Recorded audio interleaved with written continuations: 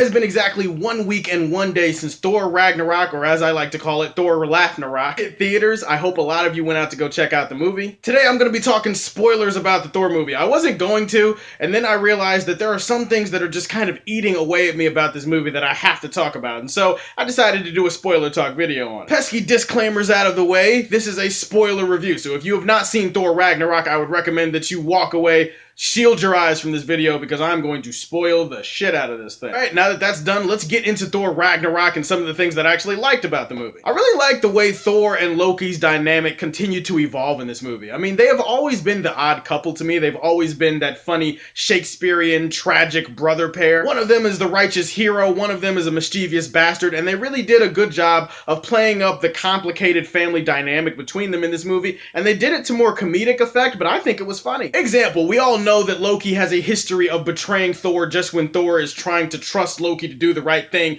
and so Thor is trying to get off of Sakaar, the planet that he found himself stranded on with Loki. He's trying to get off Sakaar so he can get back to Asgard and stop Ragnarok from happening. So he teams up with Loki, and Loki's supposed to be helping him, but at the same time, Thor knows that Loki is going to betray him. So at the end, Loki does indeed try to betray him when they're trying to get off the planet. The thing is, Thor already knew that was going to happen, and that little electric collar thing that he had on his neck, yeah, he put it on Loki, and Loki ended up... I'm not gonna lie, I thought that shit was kind of funny. Thor pointing out to Loki like, yeah, are we just gonna keep doing this over and over again? I trust you, you betray me, and then wash, rinse, repeat. No. We're switching that up in this movie. I also like this stuff when Thor and Loki first meet Hulk for the first time. You see, when they get to this planet, Loki has already been on this planet for a little bit, and then Thor arrives, and then Thor gets turned into this gladiator, and he wants to fight the champion, because if he defeats the champion, he can get off this rock. But apparently Loki, despite the fact that he's been there a little bit longer than Thor and has cozied up to the Grand Master, has never actually seen Hulk. He's never actually seen the champion, which seems odd when you consider that the people of Sakaar are walking around with signs and like little masks and stuff that have green faces on them. And maybe Loki looked at that and was just kind of like, oh, well, you know, that's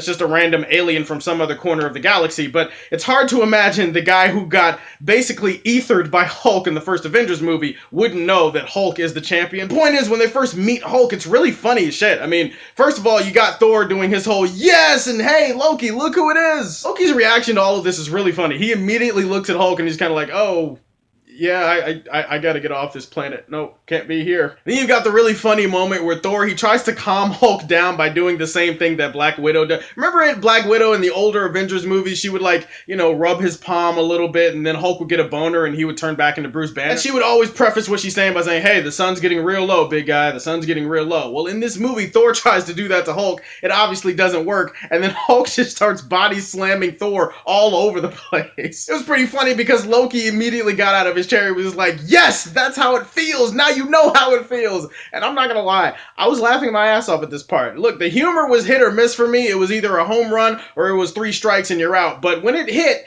and it hit pretty good. I also like the fact that in this movie we got to see more of Thor's complete power level. I mean, obviously, real fans know that he was about to win that fight with Hulk, so that was pretty awesome. But then later on in the movie, he's fighting Hela on Asgard, and Hela, you know, she's OP as hell. She kicks his ass, she stabs out his eye or whatever, and that's kind of a loose reference to Ragnarok, where Thor did lose his eyes during that story. And she's like kneeling over him, and she's like, yeah, what are you the god of again? You know, she's talking her shit. And then Thor, he keeps having these weird mind flashes throughout the film that keep showing him his dead father. So this time he has like an extended mind flash, and then he goes and he sees Odin, and Odin is like, yeah, okay, you can do it, buddy. And Thor's like, no, I can't do it. She's way too powerful for me, and I don't have my hammer. My hammer is gone. She destroyed my hammer. I can't beat her. Odin then points out the most common sense logic to Thor that he should ever think of. He's like, well, wait a minute. Are you the god of hammers, or are you the god of thunder? What are you talking about? He doesn't need the hammer. The hammer just channels his power, but Thor himself is the god of thunder. He has the power. He's basically a walking lightning storm, and watching him kick ass as this walking lightning storm and shoot lightning everywhere, I mean, the dude was on some straight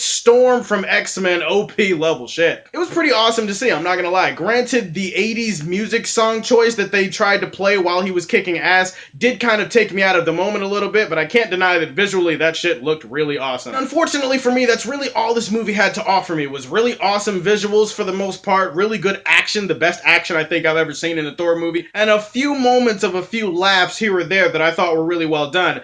But overall, I just couldn't help but walk away from this film feeling like it was disappointingly average. One of the things I talked about in my spoiler-free review was I talked about the fact that there is some lazy writing in this film, and there are definitely a few examples of this scattered throughout. There are instances in this film where they just don't properly explain or set things up, or they just kind of gloss over it, or very quickly rush through it with some hasty dialogue and exposition, and nothing really sits with you. You feel like nothing really matters at that point because they just skim through all the explanations. Example, at the end of Age of Ultron, remember Thor went out into the galaxy to find those Infinity Stones. He had a vision that haunted him about the Infinity Stones. He also had a vision about the end of Asgard, and so he went out into space to find these Infinity Stones because, as he said in that movie, these things have been popping up over the last few years and I need to go find out where these things are. So he goes out to try to find these Infinity Stones, but I guess 2 years later he never found any Infinity Stones, and I just find that odd because it doesn't deliver off of the premise of what Age of Ultron ended on. But either way, he ends up in the beginning of this movie, he's like in Surtur's dungeon or whatever, he's in this place, Surtur is there, he's in a cage, he's talking to a skeleton, and he basically goes, yeah, I went looking for the Infinity Stones,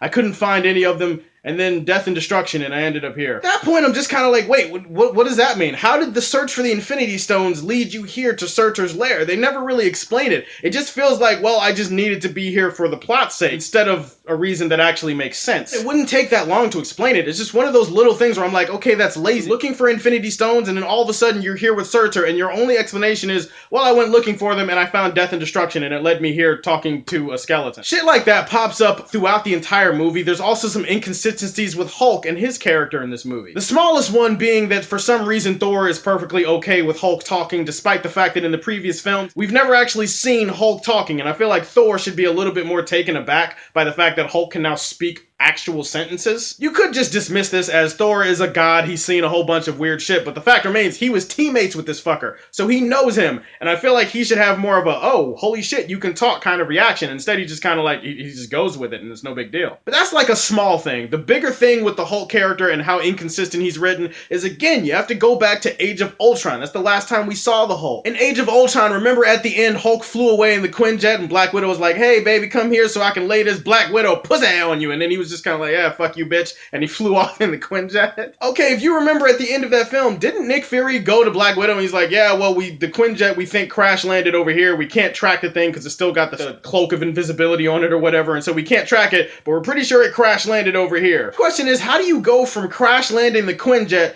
to then all of a sudden Hulk ending up on Sakaar? It's very sloppily explained. Hulk basically in few words says that, yeah, I used the Quinjet, that's how I got here. I got here from the Quinjet. So what happened? Did he like crash land the Quinjet and then he just said, hey, screw this planet, and then he just picked the Quinjet back up and flew it out into space? Okay, sure, but at the same time, it's like, how did Hulk fly the Quinjet? That doesn't make sense. Did he just put the shit on autopilot and send it into space? This were the comics, and it was Bruce Banner's consciousness working alongside the Hulk, and so you could tell that the Hulk is a more intelligent being because of this, then it would make sense. But in this movie, that's not how it is. Hulk basically has the IQ of like a 4-year-old in this movie. He talks really slow. It doesn't really make a whole lot of sense how or why the Hulk is able to fly the Quinjet all the way out into space. It's not really clear how he ended up on Sakaar in the first place. Did they capture him? Did they capture the Quinjet? Or did he just kind of go there voluntarily and just, you know, he became the champion? I don't really understand or get it. It's weird to me. I think my biggest issue walking away from this movie is that the complete lack of tension and stakes in a movie called Ragnarok really rubbed me the wrong way. There are things in this movie that should have had far bigger impact than they actually did,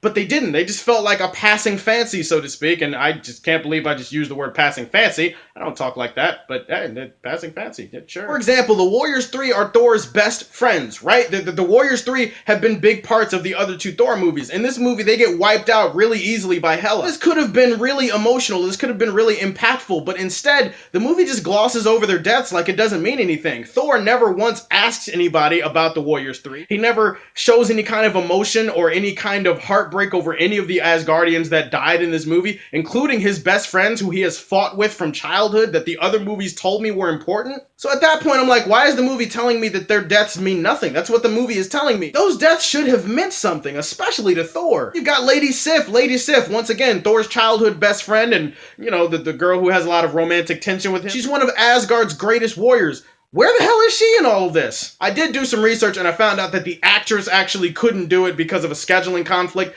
but at the same time, the movie never addresses her. Like, the movie never mentions her by name, it never references her, so it feels like during the biggest apocalyptic event in Asgard's history, Asgard's greatest warrior is just gone. She's just MIA and no one seems to give a shit. One of the things that was kind of cool was seeing Ragnarok turned on its head, where instead of stopping Ragnarok, they actually have to beat the villain by causing Ragnarok. I thought that was actually pretty decent. These Asgardians are losing their home, they're losing their planet, so to speak. This should have had far more impact than it actually had. Instead, they passed it off for another joke. Korg, a character who I used to love, but this movie just kind of, I don't know what the hell they did with Korg, basically turns the whole Asgardian blowing up thing into a joke. Like, he just treats it like a joke. He's like, yeah, the foundations will be okay. We can rebuild. Oh, it's destroyed. Oh, well, never mind. Nope. Foundations are gone. You can't rebuild that. And I'm just like, this could have been a really impactful, dramatic moment. And instead, just like a lot of this movie did, the humor was used at weird intervals that just took away from the drama and the stakes of the moment. It took away from the tension. So I felt like I was watching a comedy instead of Ragnarok, which is what the movie is called. The movie is entertaining as hell. It has some good jokes in it, and it does have some pretty good action sequences.